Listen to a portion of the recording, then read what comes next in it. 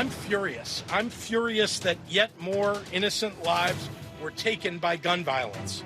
I'm furious because it does not have to be this way. And yet we as a nation, well, we continue to allow this to happen. The problem is mental health, and these young men who seem to be inspired to commit these atrocities. More than 300 deadly mass shootings in America just this year. The latest, of course, in Highland Park at that July 4th parade on Monday. We're going to talk about it on the roundtable, joined by Christie, Donna Brazil, Jane Coaston, host of the New York Times podcast, The Argument, and Julie Pacey, executive editor of the AP. And Julie, let me begin with you. Of course, that shooting on Monday came in the wake of the significant bipartisan legislation to address gun control the Senate and the House passed after Uvalde. It wouldn't have made any difference. No, and look, I think that's some of the frustration that a lot of advocates for gun control measures have, is that while I think that we've had such little action legislatively over the last several years, that this was a significant piece of legislation, but it was far from sort of closing the gap with what people see as these major loopholes that we have, the ability to access guns. And if you look at this shooter in Illinois, there were flags. There were very obvious flags, and that still wasn't enough to prevent him from getting a gun. And that's just the reality of gun access in America right now. You can have all of these indications that this person could be troubled, and they can still get access to a gun. Chris, this debate is so frustrating, so enraging, so repetitive. But when you talk about these red flag laws, they can make a difference if people on the ground are committed to enforcing them. Well, sure, and that's what you saw happen in Highland Park, right? I mean, there were plenty of signs with this guy, and the systems have to work better, and people have to be more aggressive. It's almost like a campaign, George, of when you see something, say something, right? That we've done on terrorism and other crises that we had in the country, like COVID, where people feel like they have to be empowered to be able to participate in this, because we're never going to have enough law enforcement, ever, nor would we want to be able to have law enforcement people enforce this. It has to be family members, friends, and others who hear these disturbing things from people who are having mental health issues and put them in the system. Because, when I was governor, we made it easier to involuntarily commit folks for 48 to 72 hours who were speaking out violently, specifically. I mean, there are things that need to be considered, but none of that will work if people don't get involved personally and tell people what's going on. Jane Coaston, the shootings continue, the debate doesn't change at all. Right. And I think it's important to recognize that when we're talking about gun violence, when we're talking about mass shootings, that's an entirely separate problem from interpersonal shootings. When we're talking about typical gun violence, like what we saw take place in Akron or what we're seeing take place across the country, that is, kind of the one-off shootings. Mass shootings, and I think one of the most disturbing elements of mass shootings is one of the highest predictors for mass shootings is suicidal ideation. We see that happen of college-age mass shooters, 100% exhibited suicidal ideation. And we see with Highland Park, you see like these disturbing elements here, but I think the other concern about red flag laws is like, who is waving the flag? Who's enforcing the flag? And how would you know it worked? I think that these problems are so challenging. We have the issue of a lot of gun laws aren't enforced regarding straw purchasing, which is a big issue that we see causing gun violence in Chicago and other large cities that have very strict gun laws, but are near states with weaker gun laws. But with mass shootings, it really is one of those events where it's so horrifying, so concerning, and yet the pieces of the puzzle that could stop them from happening are really hard to find. Donna Brazil, President Biden seemed almost defeated in the wake of the shooting on Monday, didn't address it when he first came out, and a lot of Democrats drew a contrast between his reaction and that of what we just saw the governor of Illinois, J.B. Pritzker. Is this a pattern we're starting to see with the president? George, I think the president understands that we have to do more to reduce gun violence in this country. And tomorrow he's going to address this issue once again, because we know that the Bipartisan Community Safety Act is not enough. We still need tougher laws on the books to prevent people who should not own guns from having access to guns. And of course, the president would like to see a ban on assault weapons. So I think we continue to have this conversation because there needs to be multiple approaches to reducing gun violence in America. And it's not just a law enforcement issue. I think it's a whole of community. The country itself has to deal with this issue.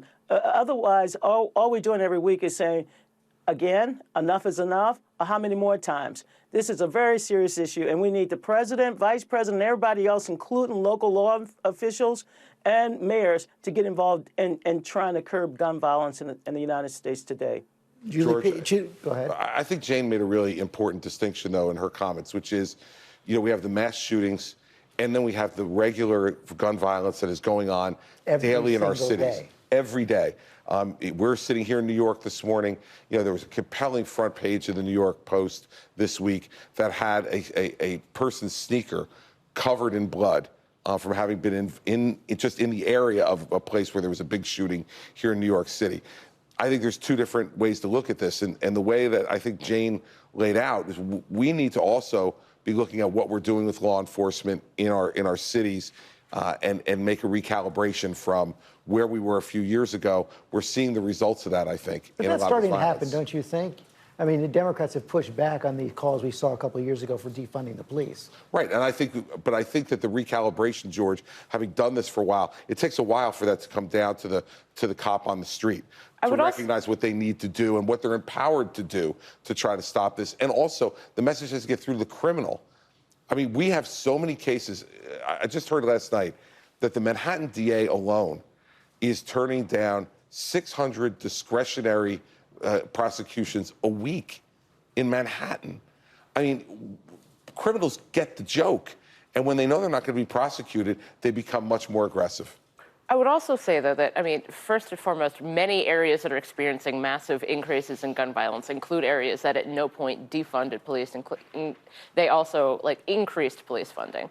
I also think that one of the elements here is that law enforcement, the tools that law enforcement has to prevent gun violence are myriad, but also the way that can sometimes, I'm someone who I'm supportive of the right to bear arms. I'm supportive of gun rights ownership. And what we see so many times is that this conversation becomes about, who gets guns and who doesn't get guns and how that we all determine that. And so my concern here, as always, is that we're attempting to do the almost impossible task of balancing civil liberties with protecting the right to not get shot. And that is a challenge that we're seeing on the local, state, and federal level as politicians attempt to measure, if you have been diagnosed with a mental illness, which could include anxiety or depression, should you be able to own a gun? I know that as anyone who has lived with mental illness, which can be any form of mental illness, you might be thinking, but no, my depression's under control. I should be able to protect myself. And I just keep thinking that, we're talking about law enforcement getting more aggressive. We're talking about red flag laws. This is all much more complicated than we can even begin to discuss. One of the things that makes you hit on a really great point. One of the things that makes the debate in the U.S. so much different than it has been in some other countries around the world that have experienced just maybe one mass shooting is that they have been willing to give up some level of rights. People have said, I'm willing to give up the right to have that gun in order to prevent those shootings from happening. And that's just not going to, I think, practically speaking, that's just not going to be part of the debate here. That is truly not going to happen. Donna, let me bring this back to you. Taking away from the issue of guns, the president has been getting pressured from progressive Democrats on issue after issue. On abortion, they say he's not doing enough. On economy, say he's not doing enough. Is there any way for the president to get out of this bind ahead of the midterm elections? Absolutely, George. I remember last summer when some of our colleagues on the left said that he was doing too much and he wasn't focused on the things that they wanted him to focus on. Look, the president has to get it right. He has to set the right tone, but he also has to use the bully pulpit to try to bring the American people together so he cannot just be the spokesperson for the progressive wing of the Democratic Party or the moderate wing. He has to be the president of the United States of America. And look, I want to applaud some of the governors who are stepping up now, whether it's the governor of Illinois, the governor of California, because as Christie will tell you, governors also set policies, not just in their states, but they also set a national tone. So the president has to get it right. He has to, calibrate it, make sure the American people understand the fundamentals, but look, he is not going to be the activist president that some of the progressives wanted in 2020. He is still Joe Biden. Christie, another big week coming up for the January 6th committee. We saw Pat Cipollone go in and testify for about 8 hours on Friday. How significant? Really significant, because for those of us who know Pat, and I do, he's an honest, straightforward guy. He did not want to testify. No. Well, look, and it's a difficult position, right? You're a lawyer, you have a client. The whole issue of privilege, of both attorney-client privilege and executive privilege, are difficult issues to navigate. But I think he ultimately did the right thing. He got subpoenaed. He didn't do what some other folks have done and refuse the subpoena and stay away. He went and apparently gave 8 hours of videotaped deposition testimony, which I'm sure we're going to see lots of over the course of the next couple of weeks. But I think also what you're seeing continuing here is the truth finds its way out. No matter how hard people, and the former president is the absolute leader of this, tries to push the truth back underground, the truth continues to find its way out because honest people don't want to be tagged with this. But it doesn't appear to be moving Republicans. That's the question I put to Adam Kinzinger. I'd say to you, George, that I can say on the ground, going around and campaigning in different campaigns, I think it is. I think the polling phenomenon you're having here is like the mirror opposite of 2016. 2016, nobody wanted to say they were voting for Donald Trump because it was politically the shy Trump voter. Right. Yep. But now we're seeing the shy Trump skeptic of people who are like, can't we just get somebody else? And that's in primary. Like that was a general election phenomenon in 2016. No one wanted to say they were voting for Trump over Hillary to a pollster. Now in Republican primary polling, it is politically incorrect to say you're against Trump. And Julie Pace, the surest sign that I think Chris and Jane are right here is probably the reaction we've seen over the last several days from former President Trump. Exactly. Look, I think he knows, he's hearing, we know he is hearing from people around him who also have said, sir, this is not going well. I think that he's starting to get that message delivered to him directly. I do think that it is a question of when people go into that voting booth and, do they actually go for Trump or do they go for someone else? But you can sense, and the governor should tell us how he feels about this, you can sense from other Republicans who have been eyeing 2024 that they feel like there is much more openness to a Trump challenge that would be successful than there might have been 3 or 4 months ago. Look, many of us were saying that, I was and others a year ago, that, look, this stuff is incremental. We're in such an immediate satisfaction society. We want everyone to understand something that we want them to understand now. People in the country have a lot going on in their lives, and this incrementally happens. I think it'll continue to.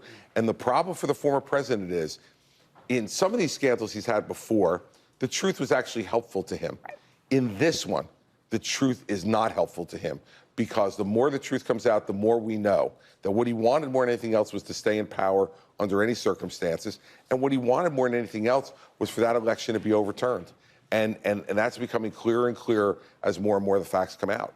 And Donna, how worried should Democrats be, though, not only that if Republicans take control of the House after the midterms, that the work of the January 6th committee is going to be reviewed, but that you're going to see a kind of blowback and retaliation, subpoenas across the board to Democrats on a range of issues, maybe even a move to impeach President Biden?